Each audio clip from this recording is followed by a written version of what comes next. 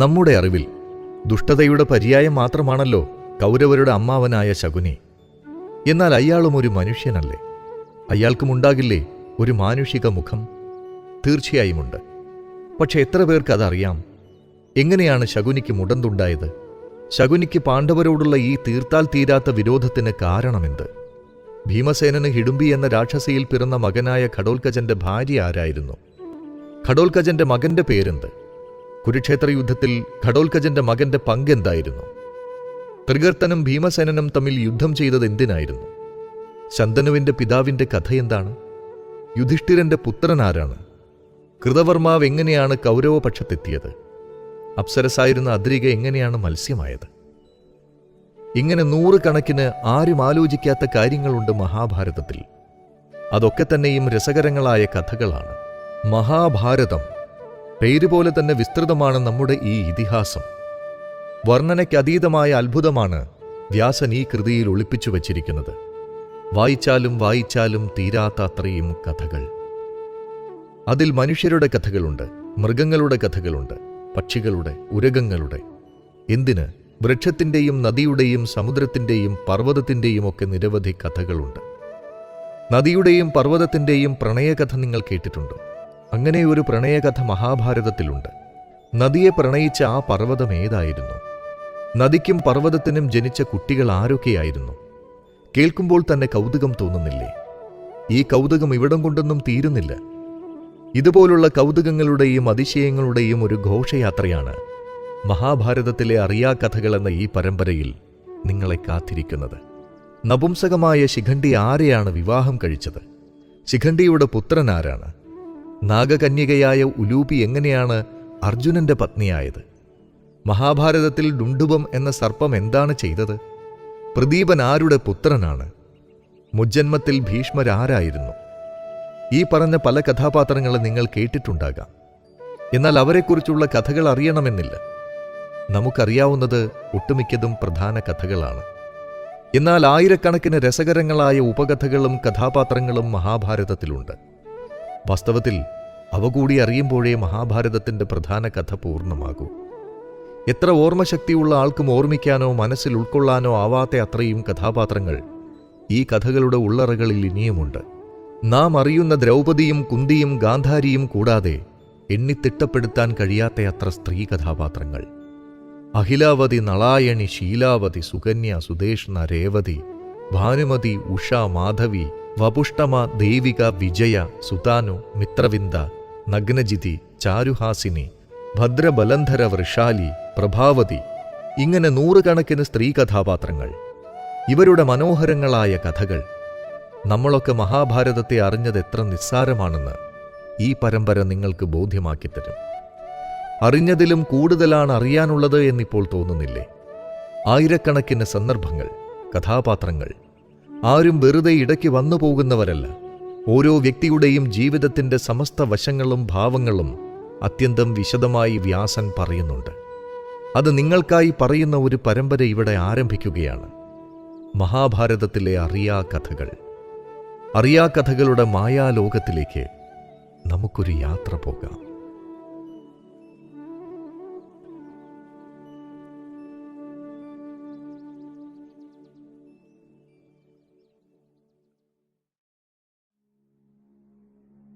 ശകുനി മുടന്തനായ കഥ. ശകുനി എന്ന് കേൾക്കുമ്പോൾ നമുക്കൊക്കെ ദേഷ്യം വരുമല്ലേ? ദുഷ്ടനായ, കള്ളച്ചൂത് കളിച്ച് പാണ്ഡവരെ നാടുകടത്തിയ ശകുനിയെ മാത്രമേ നമുക്കറിയൂ. ശകുനി എങ്ങനെ ദുഷ്ടനായി, മുടന്തനായി എന്നതിന് പിന്നിൽ ഒരു കഥയുണ്ട്. കരളലിയിപ്പിക്കുന്ന, കണ്ണീരിൻ്റെ നനവുള്ള ഒരു കഥ. ആ കഥയെന്തെന്ന് നിങ്ങൾക്കറിയണ്ടേ? ശകുനിയുടെ പ്രതികാരത്തിൻ്റെ കഥ കൂടിയാണത്. ഗാന്ധാര രാജ്യത്തെ മഹാരാജാവായിരുന്നു സുബലൻ. അദ്ദേഹത്തിൻ്റെ പുത്രന്മാരിൽ ഏറ്റവും ഇളയവനായിരുന്നു ശകുനി.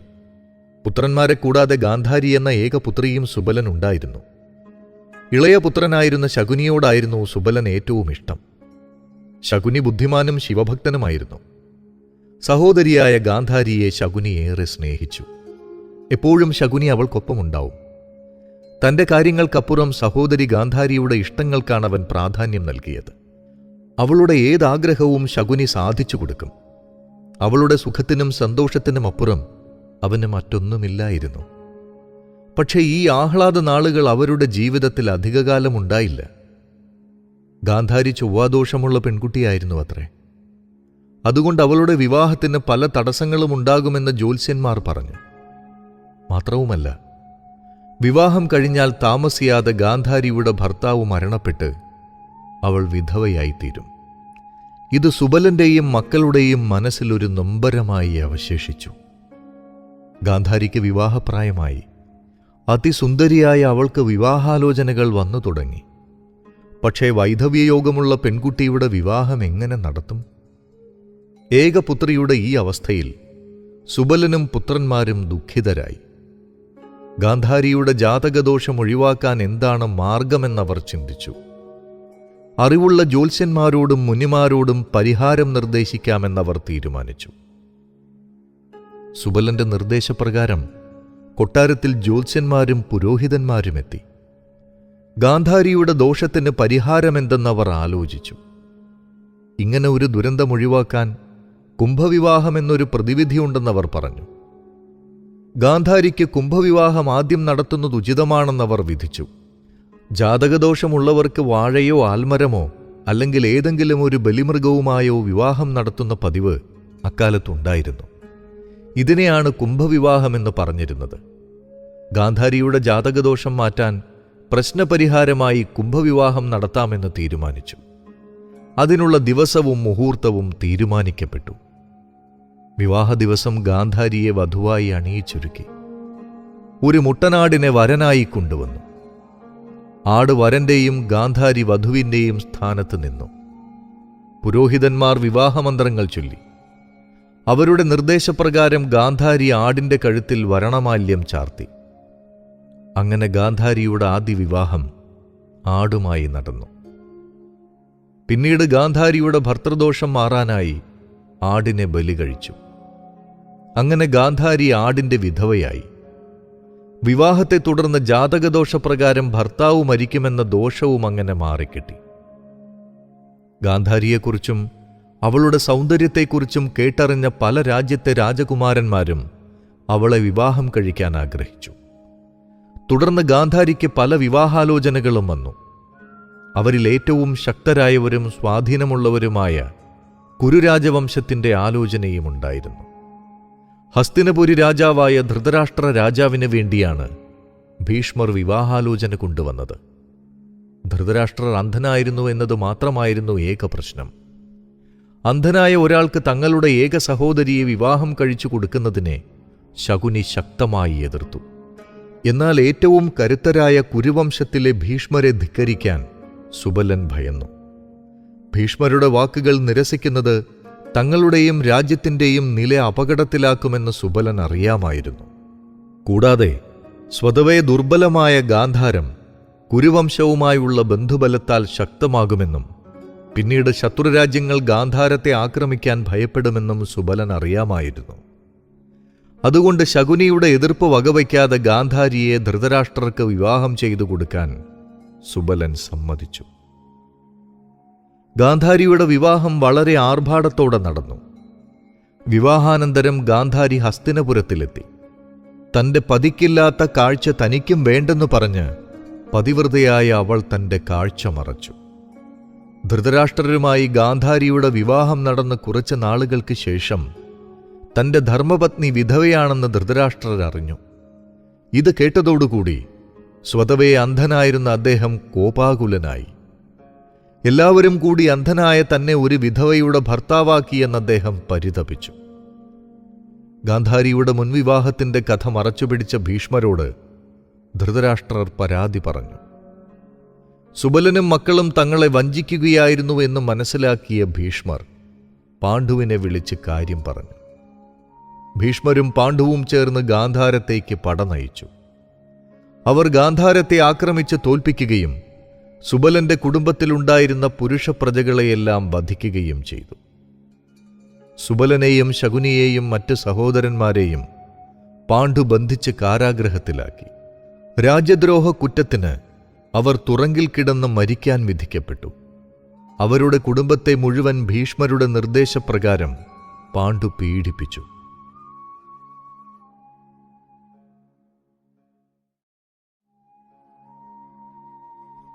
ഒരു ദിവസത്തെ ആഹാരമായി അവർക്കെല്ലാവർക്കും കൂടി കൊടുത്തിരുന്നത് ഒരു പിടി മലരായിരുന്നു. അതാകട്ടെ ഒരാൾക്കൊരു നേരത്തേക്ക് പോലും തികയില്ലായിരുന്നു. ഈ ഒരു പിടി മലരുകൊണ്ട് തങ്ങൾ അധിക ദിവസം ജീവിക്കില്ലെന്ന് സുബലൻ അറിയാമായിരുന്നു. ബുദ്ധിമാനും അഭിമാനിയുമായിരുന്ന സുബലന് ഭീഷ്മരോടും പാണ്ഡുവിനോടും പകയായി. അവരോട് പ്രതികാരം ചെയ്യണമെന്ന് സുബലൻ തീരുമാനിച്ചു. കാരാഗൃഹത്തിൽ കിടക്കുന്ന താൻ എങ്ങനെ പ്രതികാരം ചെയ്യും? അതും അതിശക്തനായ ഭീഷ്മരോടും രാജ്യം ഭരിക്കുന്ന പാണ്ഡുവിനോടും? സുബലൻ ആലോചിച്ചു. താനിനി അധികകാലം ജീവിച്ചിരിക്കില്ലെന്ന് സുബലൻ ഉറപ്പായിരുന്നു. എല്ലാവരെയും കാരാഗൃഹത്തിൽ പട്ടിണി കിടത്തി കൊല്ലാനാണ് ഭീഷ്മരുടെയും പാണ്ഡുവിൻ്റെയും തീരുമാനം. പ്രതികാരം ചെയ്യണമെങ്കിൽ തങ്ങളിൽ ആരെങ്കിലും ജീവിച്ചിരിക്കണം. അതിനുള്ള വഴി കണ്ടെത്തണം. സുബലൻ അതിനെക്കുറിച്ച് തന്നെ ചിന്തിച്ചു. സുബലൻ മക്കളെ വിളിച്ച് തൻ്റെ അടുത്തിരുത്തി. മക്കളെ, ഭീഷ്മരും പാണ്ഡുവും നമ്മോട് ചെയ്തത് തികഞ്ഞ അനീതിയാണ്. പിതാവെന്ന നിലയിൽ മകളോട് ചെയ്യേണ്ട കടമയാണ് ഞാൻ ചെയ്തത്. അതും മകളുടെ നല്ല ഭാവിക്ക് വേണ്ടി. ദോഷം തീരാൻ ഒരാടുമായാണ് ഗാന്ധാരിയുടെ വിവാഹം നടത്തിയത്. നമുക്കിതൊക്കെ അവരെ അറിയിക്കാമായിരുന്നു. പക്ഷെ നാം അത് ചെയ്തില്ല. അവരിൽ നിന്നും നാം ഇത് മറച്ചുവെച്ചു. ദോഷം തീർന്നു, ഇനി അതിൽ കഴമ്പില്ലല്ലോ എന്ന് കരുതിയാണ് അതവരോട് പറയാതിരുന്നത്. നമ്മുടെ മകൾ ഇപ്പോഴും കുരുവംശത്തിലെ രാജ്ഞിയാണ്. അതോർത്തെങ്കിലും അവർക്ക് നമ്മുടെ ഈ തെറ്റ് ക്ഷമിക്കാമായിരുന്നു. നമ്മളെ സംബന്ധിച്ച് നമ്മൾ തെറ്റ് ചെയ്തിട്ടില്ല. മകളുടെ ഭാവിയെ സംബന്ധിക്കുന്ന ദോഷങ്ങൾ ഇല്ലാതാക്കുകയാണ് ചെയ്തത്. അത് ഒരു പിതാവെന്ന നിലയിൽ, നമ്മുടെയും സഹോദരങ്ങൾ എന്ന നിലയിൽ നിങ്ങളുടെയും കടമയും കർത്തവ്യവുമാണ്. നമ്മളെല്ലാവരും താമസിയാതെ പട്ടിണി കിടന്ന് മരിക്കും. നമ്മുടെ മരണം അവരെ സംബന്ധിച്ച് നിസ്സാരമാണ്. അവരെ അങ്ങനെ വിജയിക്കാൻ വിട്ടുകൂടാ. ഭീഷ്മരോടും പാണ്ഡുവിനോടും നമുക്ക് പ്രതികാരം ചെയ്യണം. അതിന് നമ്മിൽ ഒരാൾ ജീവിച്ചിരിക്കണം. സുബലൻ ഒന്ന് നിർത്തി. അദ്ദേഹം വല്ലാതെ കിതച്ചു. പിതാവ് എന്താണ് പറഞ്ഞു വരുന്നതെന്നറിയാതെ മക്കൾ പരസ്പരം നോക്കി. അസ്ഥി കൊണ്ടുണ്ടാക്കിയ ഒരു സൂചിയുടെ കുഴയിലൂടെ നൂൽ കടത്താനായി സുബലൻ മക്കളോട് ആവശ്യപ്പെട്ടു. ശകുനിക്കൊഴികെ മറ്റാർക്കും അതിന് കഴിഞ്ഞില്ല. ബുദ്ധിമാനായ ശകുനി ഒരരിമണി നൂലിൽ കെട്ടി അതൊരു ഉറുമ്പിന് തിന്നാൻ കൊടുത്ത് ഉറുമ്പിനെ സൂചിക്കുഴയിലൂടെ കടത്തി നൂൽ കോർത്തു. നിങ്ങളിൽ ഏറ്റവും ഇളയവനും ബുദ്ധിമാനും ശകുനിയാണ്. കൂർമ്മ ബുദ്ധിയാണവന്. നമുക്ക് വേണ്ടി അവൻ പ്രതികാരം ചെയ്യണം. അതിന് ശകുനി ജീവിച്ചിരിക്കണം. ശകുനിയുടെ ജീവന് വേണ്ടി നിങ്ങൾ ഒരു ത്യാഗം ചെയ്യണം. ഒരു ദിവസം നമുക്ക് കിട്ടുന്ന ആഹാരം മുഴുവനും ശകുനിക്ക് കൊടുക്കണം. ഇനിയുള്ള ഓരോ ദിനവും നമ്മൾ പട്ടിണി കിടക്കണം. അങ്ങനെ നമ്മുടെ ജീവൻ ബലിയർപ്പിച്ച് നമുക്ക് ശകുനിയുടെ ജീവൻ നിലനിർത്തണം. സുബലൻ വേദനയോടെ പറഞ്ഞു. പിതാവിന്റെ വാക്കുകൾ മക്കൾ എല്ലാവരും സമ്മതിച്ചു. അന്നുമുതൽ അവർ തങ്ങൾക്ക് കിട്ടുന്ന ഭക്ഷണം ശകുനിക്ക് കൊടുത്തു. സുബലനും ശകുനിയുടെ മറ്റ് സഹോദരന്മാരും പട്ടിണി കിടന്നു. താൻ ഉടനെ തന്നെ മരിക്കുമെന്ന് സുബലന് തീർച്ചയായി. മരിക്കുന്നതിന് മുൻപ് സുബലനും ബന്ധുക്കളും അനുഭവിച്ച കഷ്ടപ്പാടുകളും അപമാനവും ഒരിക്കലും മറക്കാതിരിക്കാൻ ശകുനിയുടെ ഇടതുകാലിന്റെ പെരുവിരൽ കയ്യിലുണ്ടായിരുന്ന ദണ്ടുകൊണ്ട് സുബലൻ ഇടിച്ചു പൊട്ടിച്ചു. വേദന കൊണ്ട് ശകുനി പിടഞ്ഞു. മകനെ, നീ നിന്റെ പ്രതികാര ചിന്ത മറക്കാതിരിക്കാനാണ് ഞാനിത് ചെയ്തത്. നിന്റെ ഓരോ ചുവടിലും അവർ നമ്മോട് ചെയ്തതൊക്കെ നീ ഓർക്കണം. പ്രതികാര ചിന്ത കൊണ്ട് നിന്റെ മനസ്സ് തിളച്ചു മാറിയണം. സുബലൻ പറഞ്ഞു. അങ്ങനെയാണ് ശകുനി മുടന്തനായി മാറിയത്. താമസിയാതെ സുബലൻ അവശനായി. അദ്ദേഹം ശകുനിയെ അരികിൽ വിളിച്ചിരുത്തി. മകനെ, ഞാൻ മരിച്ചു കഴിഞ്ഞാൽ നീ എൻ്റെ നട്ടിലിലെ കശേരുക്കളെടുത്ത് പകിടകൾ ഉണ്ടാക്കണം. ആ പകിടകൾ ഉപയോഗിച്ച് കളിക്കുമ്പോൾ എൻ്റെ ആത്മാവ് അതിലാവേശിക്കും. ഞാൻ കളി നിനക്ക് അനുകൂലമാക്കും. പിന്നെ ആർക്കും ഒരിക്കലും നിന്നെ തോൽപ്പിക്കാനാവില്ല.